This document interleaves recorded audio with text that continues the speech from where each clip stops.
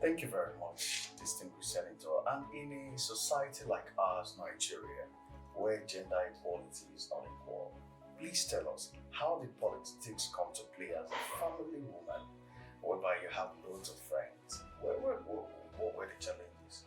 Well, I was just one of the very, very lucky ones because it was my husband that was in politics. Okay. And then, because I had done a few good things for the community now said, no, this is the woman we want to contest elections. And so my husband had to take the back seat. Mm.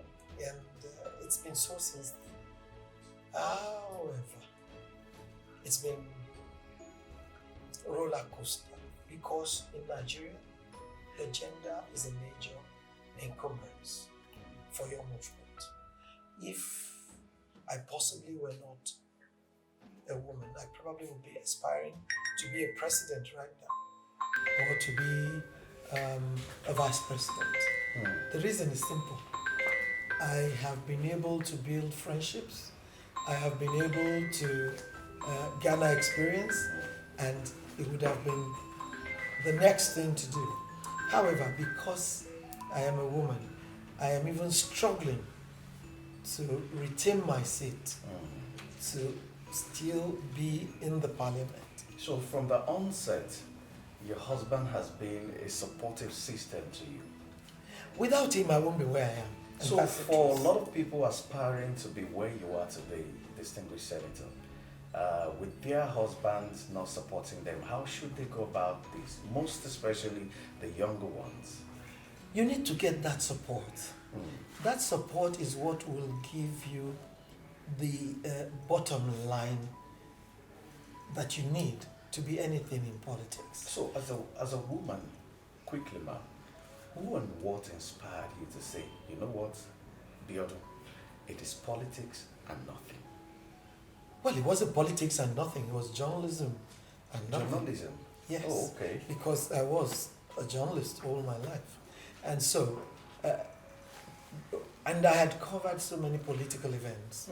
So I could empathize with politicians. I could see where they're coming from. It was a learning curve for me when I eventually got into politics and saw that what we read in books really don't tally with what It is in the real life. is in real life. So it was easy for me to say politics because I found out that if you don't lend your voice, charlatans will do same. And you will not be able to complain. Because that is what we see these days. Our youths go on the sidelines. They're on social media complaining. No, you must get on the train. When you are on the train, you'll be able to change bits and pieces as you go along. And it's those bits and pieces that come together finally. And so it was, oh, so this is it. If I am not in it, then I have no right to complain. And so I said, then we will be in it. We will bring more people into it so that we also can say we were part of the system. We will win together or we will have our challenges together. So for the youth who are aspiring to actually go into politics but do not have or do not know the means of going into it, how do they become participants in politics That and is make where- impact? That is where learning and mentorship comes in. What you find is that many people don't believe they need to be mentored. The youths believe they can read it up on Google. Google knows it all. That's the language in my home. When you say anything, they say, okay, I'll check it on Google. And so well, they believe they can read it up. You cannot read the experience you need in politics. You have got to be in it to make up your mind you want to be part of it. To ensure that you follow someone who also can navigate the routes. It's not easy to completely navigate the routes. Someone who can navigate and who can teach you the right way. You will know that in the past they say politics is dirty business, but it's as dirty as you make it.